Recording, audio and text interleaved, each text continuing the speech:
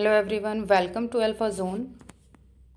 आज हम कंटिन्यू करेंगे 7th क्लास का maths practice paper. Question number 9 से 3 4 5 6 7 8 हो गया था 9। क्वेश्चन नंबर 9 से हम कंटिन्यू करेंगे। Lakshmi's father is 49 years old. He is 4 years older than 3 times Lakshmi age. What is Lakshmi age? Question में कह रहा है कि जो लक्ष्मी के फादर हैं वो उनकी एज है 49 और लक्ष्मी की एज हमें निकालनी है। लक्ष्मी के फादर की दी हुई है 49, तो लक्ष्मी की एज हमें निकालनी है। तो हम क्या करेंगे, लक्ष्मी की एज को मान लेते हैं x, और लक्ष्मी के जो फादर हैं, लक्ष्मी फादर एज दी कितनी है, 49 दी हुई है। आगे क्वेश्चन में क्या बोला, he is 4 years older than 3 times Lakshmi's age. मतलब जो उसके फादर हैं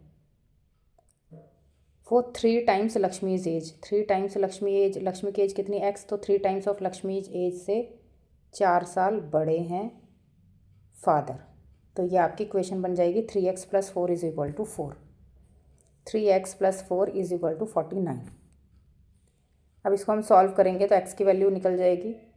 तो ये हो जाएगा 3x is equal to 49 minus 4, तो 3x इज इक्वल टू 45। तो x की वैल्यू यहाँ से कितनी आ जाएगी, 45/3। तो x की वैल्यू कितनी आएगी, क्या आ गया था, इक्वेशन हमारी बनी थी 3x + 4 इज इक्वल टू 49।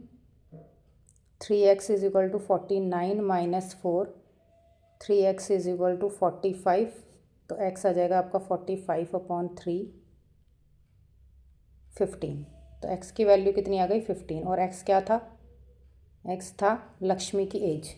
तो लक्ष्मी की एज आ गई 15 ईयर्स। तो हमसे क्वेश्चन में क्या पूछा, what is Lakshmi age? Lakshmi की एज ही पूछिए, तो लक्ष्मी की एज कितनी आ गई, आपको ऐसे लिखना है उसका नाम, is equal to 50 years, 15 years. ठीक है, नेक्स्ट क्वेश्चन, क्वेश्चन नंबर 10। इस क्वेश्चन में क्या करना है, हमें बार ग्राफ बनाना है। बार ग्राफ बनाएंगे हम। देखो यहाँ तो फेवरेट कलर लिख देंगे हम, red, green, blue, yellow, orange. और यहाँ क्या लिखना है, नंबर ऑफ़ स्टूडेंट्स, 10, 20, 30, 40, आगे आप लिख लेना 60 तक लिखना है। अब पहला जैसे रेड कलर है, रेड कलर कहाँ तक है, 40। रेड कलर के अंदर, रेड कलर कितने स्टूडेंट्स का फेवरेट है, 40 स्टूडेंट्स का। तो आपको यहाँ पे बार ग्राफ बनाना है, तो एक आपको रेक्टेंगल बनाना है 40 तक ऐसे। ठीक है, ग्रीन के कितने, 20, तो आपको 20 पे बनाना है ऐसे। ठीक है, उसके बाद है ब्लू 60, तो ब्लू 60 जो भी बनेगा आपका ऐसे बनेगा। उसके बाद येलो कितना है, 30, तो 30 पे ऐसे बनेगा। फिर ऑरेंज कितना है, 50, तो ऑरेंज बन जाएगा 50 ये। तो ये आपका बार ग्राफ बनेगा। यहाँ पर आप लिख देंगे favourite,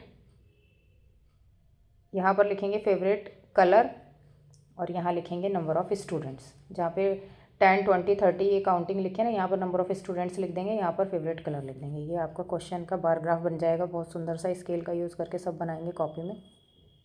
next question number 11। Question number 11 क्या कह रहा है, people of Sundar Gram planted trees in the village garden. Some of the trees were fruit trees. एक गार्डन है, उसके अंदर कुछ पेड़ सुंदर ग्राम ने उगाए हैं। उसमें से कुछ पेड़ पर फ्रूट्स हैं और कुछ पेड़ पर फ्रूट नहीं हैं। कुछ पेड़ ऐसे हैं जिनके ऊपर फ्रूट्स आते हैं और कुछ पेड़ ऐसे हैं जिनके ऊपर फ्रूट्स नहीं आते। तो फ्रूट ट्रीज़ हैं कुछ और कुछ नॉन फ्रूट ट्रीज़ हैं। अब आगे क्या बोल रहा है ये, कि the number of non fruit trees were 2 times the 3 times the number of fruit trees. तो यहाँ पे 2 टाइप के ट्री हैं गार्डन में। कौन कौन से, एक तो जिनके ऊपर फ्रूट ट्री आते हैं और एक जिनके ऊपर नहीं आते फ्रूट। तो हम मान लेते हैं number of fruit tree is equal to X. Fruit tree को हम एक्स मान लेते हैं। तो क्वेश्चन में क्या बोल रहा है कि जो नॉन फ्रूट ट्री हैं, तो नॉन फ्रूट ट्री नॉन, जिन पे फ्रूट नहीं आते, जो नॉन फ्रूट ट्री हैं वो कितने हैं, वो हैं 2 टाइम्स, 2 मोर देन 3 टाइम्स। तो 3 टाइम्स किसका, फ्रूट ट्री, और फ्रूट ट्री को हमने क्या माना, x, तो 3x प्लस 2, 3x प्लस 2 हमारे क्या है, नॉन फ्रूट ट्री है, और फ्रूट ट्री कितने हैं हमारे x। ठीक है, उसके बाद क्या बोला है क्वेश्चन में, what was the number of fruit tree planted if the number of non fruit tree planted was 77, और बोल रहा है कि नॉन फ्रूट ट्री हैं 77, तो 3x प्लस 2 किसके इक्वल हो जाएगा, 77 के। तो यहाँ पे हो जाएगा कि 3x प्लस 2 आया था नॉन फ्रूट ट्री, और यहाँ पर नॉन फ्रूट ट्री कितना दिया हुआ है, 77, तो इसको इक्वल रख देंगे 77 के। तो यहाँ से हमारा x निकल जाएगा, 3x is equal to 77 minus 2 75, x equal to 75/3, तो ये हो जाएगा 25। x कितना आ गया, 25। x मतलब क्या था, x किसको माना था हमने, फ्रूट ट्री, जिनके ऊपर फ्रूट्स आते हैं, तो इसका आंसर क्या हो गया, 25। नेक्स्ट,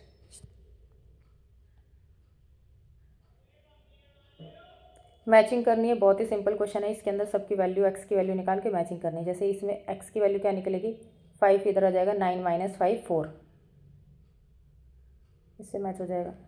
ये -7 इधर आ जाएगा, +7, तो ये हो जाएगा 11, इससे हो जाएगा मैच। ये 5 30 के नीचे आ जाएगा इसमें, तो x की वैल्यू कितनी हो जाएगी, 5 6 30, इसकी वैल्यू हो जाएगी 5/3, इसकी वैल्यू कितनी होगी, 11 माइनस 5 कितना होगा, 11 माइनस 5 8, 8/2 4 3 6, ये हो जाएगा 2x is equal to 11 minus 5 6, 2x is equal to 6, तो x इज इक्वल टू 6/2 3, तो x की वैल्यू 3 हो जाएगी। ठीक है, नेक्स्ट क्वेश्चन, अब हम करेंगे क्वेश्चन नंबर 12। ये जो आपको फिगर दी हुई है, इसके अंदर हमें एंगल ए और एंगल बी की वैल्यू निकालनी है। इसके अंदर हम सबसे पहले ये देखेंगे कि ये 132 है, और ये वाला पूरा एंगल कितना होता है, 180। तो अगर ये 132 है, तो ये वाला कितना होगा हमारा, 48। 180 में से 132 को माइनस करेंगे, तो ये वाला एंगल हमारा आ जाएगा 48। ये 48 है, ये 65 है, और ये हमें ए निकालना है, और ये क्या है, एक ट्राइंगल है। ट्राइंगल के तीनों कोणों का योग, sum of 3 angles of a triangle is 180। तो हम यहाँ से निकाल लेते हैं 65 प्लस ये क्या निकला था हमारा, 48 प्लस ए, इसको हम 180 के इक्वल रख सकते हैं। तो यहाँ से हमारा ए आ जाएगा 65 और 40, 113 plus A is equal to 180, तो ए आ जाएगा हमारा 67। ठीक है, ए हमारा 67 आ गया। नेक्स्ट, ए हमारा 67 आ गया,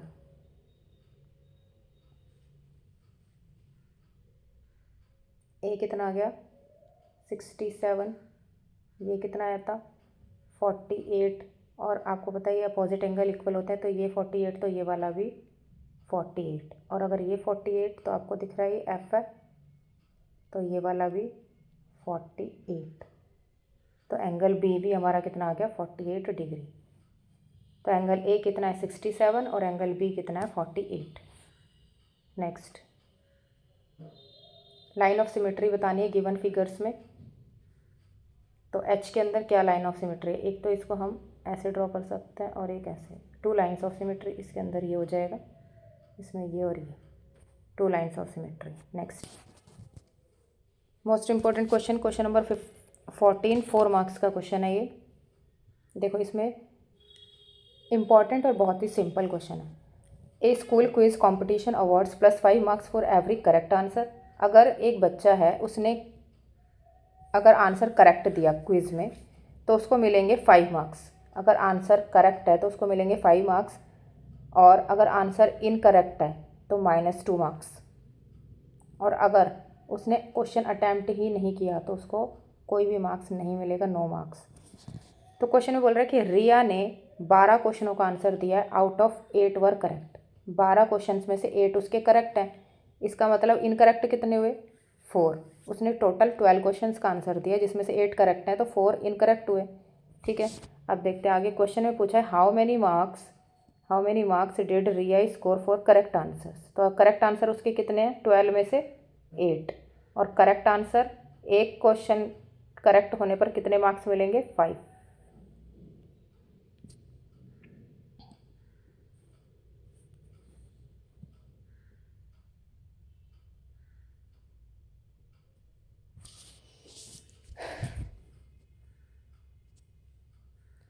अब question number 14, a school quiz competition awards 5 marks for every correct answer. अगर क्विज़ के अंदर किसी बच्चे ने करेक्ट आंसर दिया तो उसको मिलेंगे 5 मार्क्स, और अगर इनकरेक्ट आंसर किया तो उसको मिलेंगे -2 मार्क्स, और अगर कोई क्वेश्चन का आंसर नहीं दिया तो उसको मिलेंगे 9 मार्क्स, कुछ भी मार्क्स नहीं मिलेंगे। तो बोल रहा है कि रिया ने 12 क्वेश्चंस के आंसर दिए जिसमें से 8 करेक्ट हैं। इसका मतलब इनकरेक्ट कितने हैं, 4। आगे क्वेश्चन में पूछ रहा है how many marks did Riya score for the correct answer. Correct answer के लिए कितने मार्क्स उसको मिले, तो उसके करेक्ट कितने हैं, 8 उसने करेक्ट आंसर दिए हैं, और करेक्ट के लिए 5 मार्क्स, करेक्ट आंसर के लिए 5 मार्क्स, तो 8 5 ज़ा 40, तो उसको 40 मार्क्स मिलेंगे उसने, क्योंकि 8 करेक्ट आंसर दिए हैं। क्वेश्चन सेकंड बोल रहा है how many did he score in incorrect answer. Incorrect answer उसके कितने थे, 4, और इनकरेक्ट के लिए मार्क्स कितने मिल रहे हैं, -2, तो आपका आंसर हो जाएगा -8 मार्क्स होंगे उसके। अब पूछा है टोटल स्क्वायर। टोटल स्क्वायर होता है करेक्ट और इनकरेक्ट को आप ऐड कर दीजिए। तो टोटल स्कोर के लिए, करेक्ट के लिए उसको कितने मार्क्स मिले थे, 40, और इनकरेक्ट के लिए -8, तो टोटल स्कोर हो गया उसका 32 उसको टोटल मार्क्स मिलेंगे, क्योंकि इनकरेक्ट वाले माइनस हो जाएंगे। नेक्स्ट, इसे पूछा if out of 12 question answer Riya has answered 7 correct. ऐसे बोला अगर 12 में से अगर वो 7 करेक्ट देती तो टोटल स्क्वायर क्या होता। तो 7 उसने करेक्ट दिए हैं, तो 7 करेक्ट के लिए 5 मार्क्स मिल रहे हैं, तो 35 मार्क्स मिलते उसको। अगर 7 करेक्ट दिए हैं तो इनकरेक्ट कितने दिए होंगे, 12 में से 5, तो -2 -10। अब इन दोनों को माइनस करो, 25, तो उसके टोटल मार्क्स कितने हो जाते हैं, 25। Next, question number 15, bar graph. Question दिया हुआ है which game was preferred maximum number of student. Maximum number कौन से गेम में है। नेक्स्ट क्वेश्चन में है लीस्ट नंबर, सबसे कम कौन से गेम में है। तो देखते हैं हम, मैक्सिमम हमारा है ये लूडो, और सबसे कम कौन सा है, सबसे कम है ये कैरम एंड बैडमिंटन, दोनों आएंगे लीस्ट में। तो फर्स्ट का आंसर ये हो जाएगा, फर्स्ट का आंसर लूडो, और सेकंड का आंसर हो जाएगा कैरम एंड बैडमिंटन। अब थर्ड देखते हैं, थर्ड क्वेश्चन क्या था। थर्ड क्वेश्चन था find total number of student who preferred both table tennis and carrom. Table tennis और कैरम के टोटल स्टूडेंट्स पूछे। टेबल टेनिस, ये रहा टेबल टेनिस और कैरम, तो टेबल टेनिस के कितने हैं, 20, और कैरम के कितने हैं, 10। 20 और 10 30, तो तीसरे का आंसर क्या हो जाएगा, 30। Next, find some of student who preferred chess और बैडमिंटन। तो चेस और बैडमिंटन के आप ग्राफ में से देख के ये बस उसका सम निकालना है। नेक्स्ट, लास्ट क्वेश्चन करेंगे अब हम, क्वेश्चन नंबर 16। इसमें क्या फिगर दी हुई है, ये रेक्टेंगल, ग्रीन कलर का क्या है, रेक्टेंगल, और इसके अंदर ये ब्लू कलर का एक स्क्वायर दिया हुआ है कॉर्नर पे। क्वेश्चन में पूछा है कि जो लेंथ है ये 50 दी हुई है इसकी, ये 50, तो ये वाली भी 50, और ब्रेथ है 30, तो ये भी 30। क्वेश्चन में पूछा क्या है, क्वेश्चन कह रहा है फाइंड,